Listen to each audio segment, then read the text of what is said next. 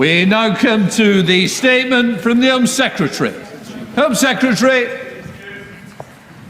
Thank you, Mr. Speaker. With permission, I will update the House on the audit the Government commissioned from Baroness Casey on child sexual exploitation and grooming gangs, and on the action we are taking to tackle this vile crime, to put perpetrators behind bars, and to provide the innocent victims of those crimes with support and justice. The House will be aware that on Friday, 7 men were found guilty of the most horrendous crimes in Rochdale between 2000 and 2006. They were convicted of treating teenage girls as sex slaves, repeatedly raping them in filthy flats, alleyways, and warehouses. The perpetrators included taxi drivers and market traders of Pakistani heritage, and it has taken 20 years to bring them to justice. I want to pay tribute to the incredible bravery of the women who told their stories and have fought for justice through all those years. They should never have been let down for so long. The sexual exploitation of children by grooming gangs is one of the most horrific crimes. Children as young as 10 plied with drugs and alcohol, brutally raped by gangs of men and disgracefully let down again and again by the authorities who were meant to protect them and keep them safe. And these despicable crimes have caused the most unimaginable harm to victims and survivors throughout their lives and are a stain on our society. 5 months ago, I told the House our most important task was to stop perpetrators and put them behind bars. I can report that work is accelerating. Arrests and investigations are increasing.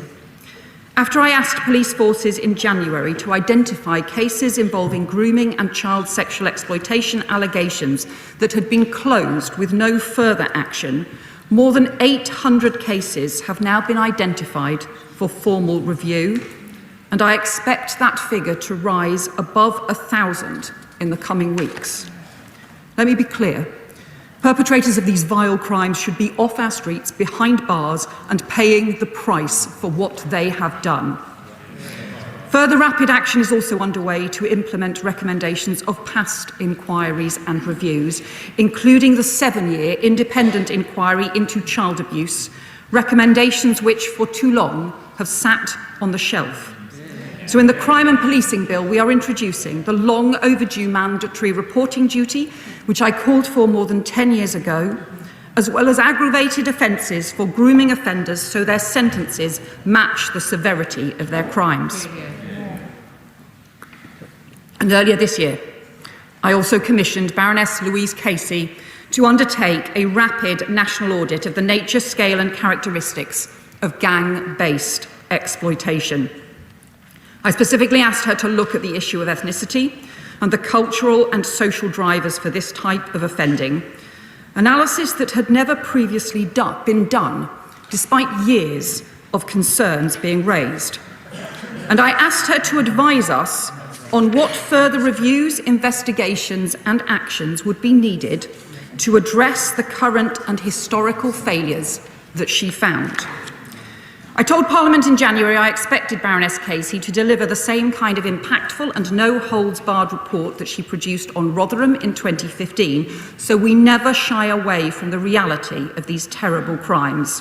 And I am very grateful to Louise and her team that they have done exactly that, with a hugely wide-ranging assessment conducted in just 4 months. The findings of her audit are damning. At its heart, she identifies a deep-rooted failure to treat children as children, a continued failure to protect children and teenage girls from rape, from exploitation and serious violence, and from the scars that last a lifetime. She finds too much fragmentation in the authorities' response, too little sharing of information, too much reliance on flawed data, too much denial, too little justice, too many criminals getting off, too many victims being let down. The audit describes victims as young as 10, often those in care, or children with learning or physical disabilities, being singled out for grooming precisely because of their vulnerability.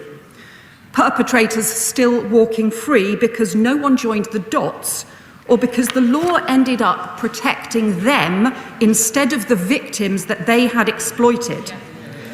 Deep-rooted institutional failures, stretching back decades where organisations who should have protected children and punished offenders looked the other way. And Baroness Casey found blindness, ignorance, prejudice, defensiveness, and even good but misdirected intentions all played a part in this collective failure. And on the key issues of ethnicity that I'd asked her to examine, she has found continued failure to gather proper, robust national data, despite concerns being raised going back very many years. In the local data that the audit examined from 3 police forces, they identify clear evidence of overrepresentation among suspects of Asian and Pakistani heritage men. And she refers to examples of organisations avoiding the topic altogether for fear of appearing racist or raising community tensions.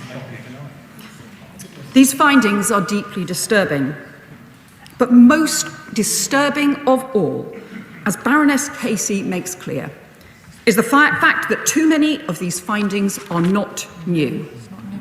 As Baroness Casey's audit sets out, there have been 15 years of reports, reviews, inquiries and investigations into these appalling rapes, exploitation and violent crimes against children, detailed over 17 pages in her report, but too little has changed. We have lost more than a decade. That must end now. Yeah. Baroness Casey sets out 12 recommendations for change. We will take action on all of them immediately because we cannot afford more wasted years. So we will introduce new laws to protect children and support victims so they stop being blamed for the appalling crimes committed against them. Yeah. New major police operations to pursue perpetrators and put them behind bars.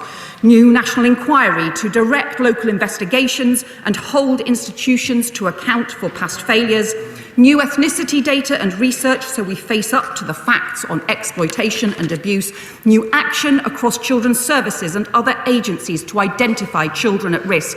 And further action to support child victims and tackle the new forms of exploitation and abuse online. Taken together, this will mark the biggest programme of work ever pursued to root out the scourge of grooming gangs and child sexual exploitation. Those vile perpetrators who have grown used to the authorities looking the other way must have no place to hide. Yeah. So let me spell out the next steps we're announcing today. Baroness Casey's first recommendation is we must see children as children. She concludes too many grooming cases have been dropped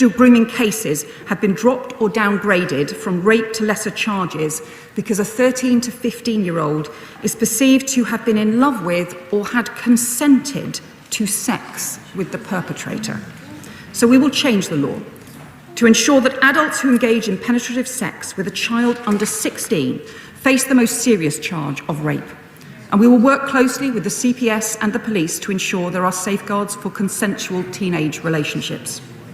We will change the law so that those convicted for child prostitution offences, while their rapists got off scot-free, will have their convictions disregarded and their criminal records expunged. Baroness Casey's next recommendation is a national criminal operation. As I've set out, arrests and investigations are rising, but the audit recommends us going further. So I can announce the police will launch a new national criminal operation into grooming gangs, overseen by the National Crime Agency, bringing together for the first time all arms of the policing response, and will develop a rigorous new national operating model which all forces across the country will be able to adopt, ensuring grooming gangs are always treated as serious and organised crime. And so rapists who groom children, whether their crimes were committed decades ago or are still being committed today, can end up behind bars. But alongside justice, there must also be accountability and action. We've begun implementing the recommendations from inquiries past, including Professor Jay's independent inquiry, and we've said that further inquiries are needed to get accountability in local areas. I told the House in January I would undertake further work to look at how to ensure those inquiries could get the evidence they needed to properly hold institutions to account, and we have sought responses from local councils too. We asked Baroness Casey to review those responses, as well as the arrangements and powers that had been used in past investigations and inquiries to consider the best means to get to the truth. Her report concludes that further local investigations are needed, but they should be directed and overseen by a national commission with statutory inquiry powers. We agree, and we will set up a national inquiry to that effect. Baroness Casey is not recommending another overarching inquiry of the kind conducted by Professor Alexis Jay, and she recommends that the inquiry should be time-limited. But its purpose must be to challenge what the audit describes as continued denial, resistance and legal wrangling among local agencies, and we will set out the further details on the national inquiry in due course. Mr. Speaker, I warned in January that the data collection we had inherited from the previous government on ethnicity was completely inadequate. It was only collected on 37% of suspects. Baroness Casey's audit confirms that ethnicity data is not recorded for 2/3 of grooming gang perpetrators, and she says it is not good enough to support any statements about the ethnicity of group-based child sexual exploitation offenders at the national level.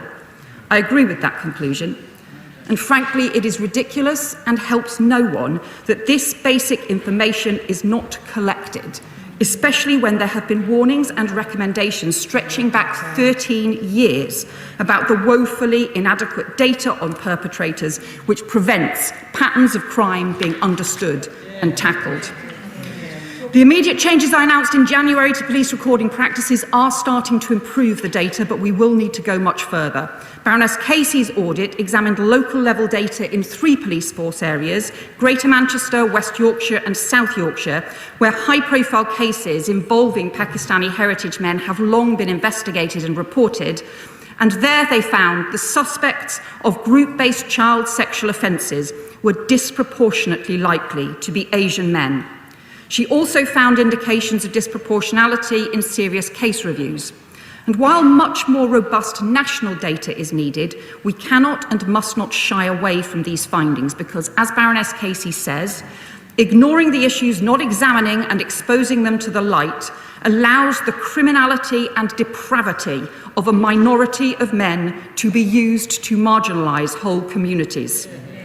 The vast majority of people in our British, Asian and Pakistani heritage communities continue to be appalled by these terrible crimes and agree that the criminal minority of sick predators and perpetrators in every community must be dealt with robustly by the criminal law.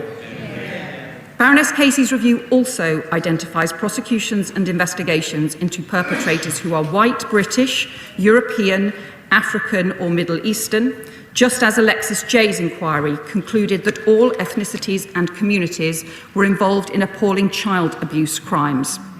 So to provide accurate information to help tackle serious crimes, we will make it a formal requirement for the first time to collect both ethnicity and nationality data for all cases of child sexual abuse and exploitation, and we will commission new research into the cultural and social drivers of child sexual exploitation, misogyny and violence against women and girls, as Baroness Casey has recommended.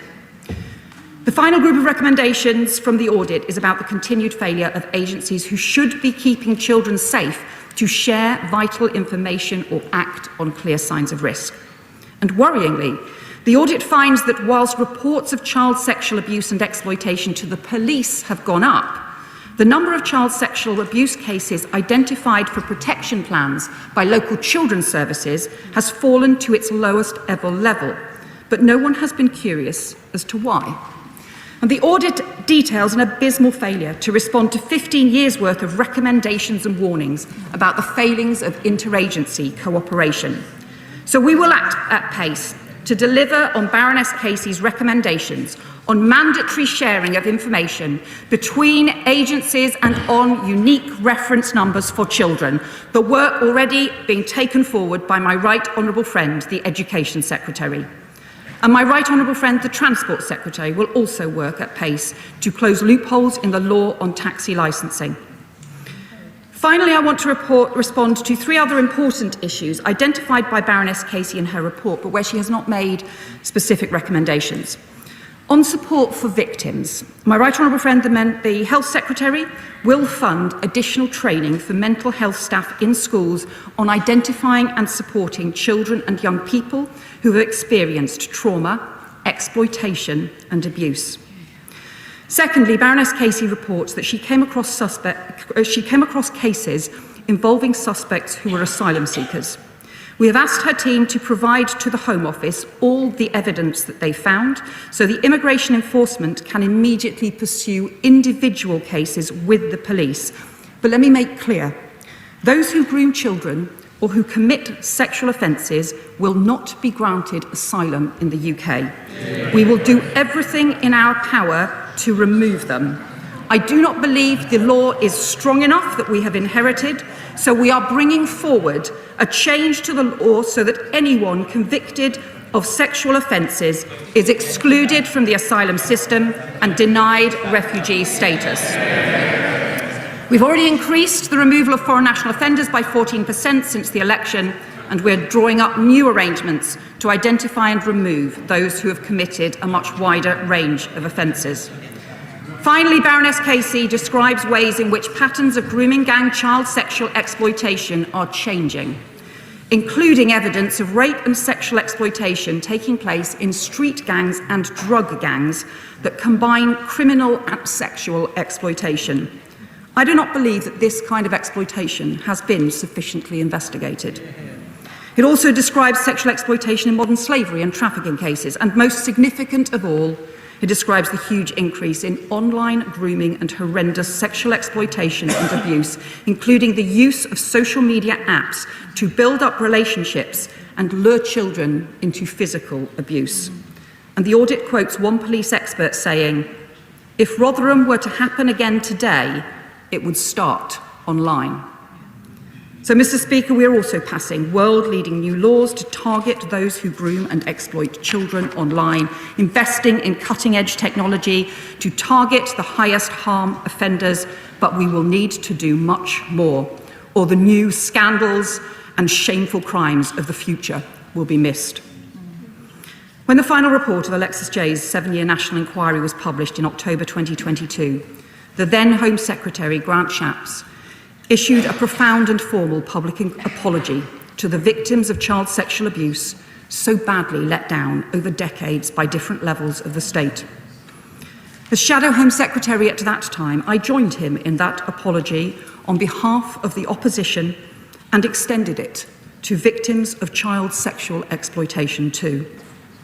To the victims and survivors of sexual exploitation and grooming gangs, on behalf of this and past governments and the many public authorities who let you down, I want to reiterate an unequivocal apology for the unimaginable pain and suffering that you have suffered and the failure of our country's institutions through decades to prevent that harm and keep you safe.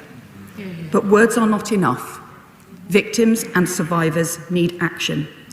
The reforms I've set out today will mean the strongest action any government has taken to tackle child sexual exploitation, more police investigations, more arrests, a new inquiry, changes to the law to protect children, and a fundamental overhaul of the way organisations work to support victims and put perpetrators behind bars. But none of this will work unless everyone is part of it, unless everyone works together to keep our children safe. I commend this statement to the House. Right. Hopefully it's now available in the table office for those members who wish to see the report. The other thing is, the Home Secretary quite rightly took longer than expected, and I have no problem with that. Just to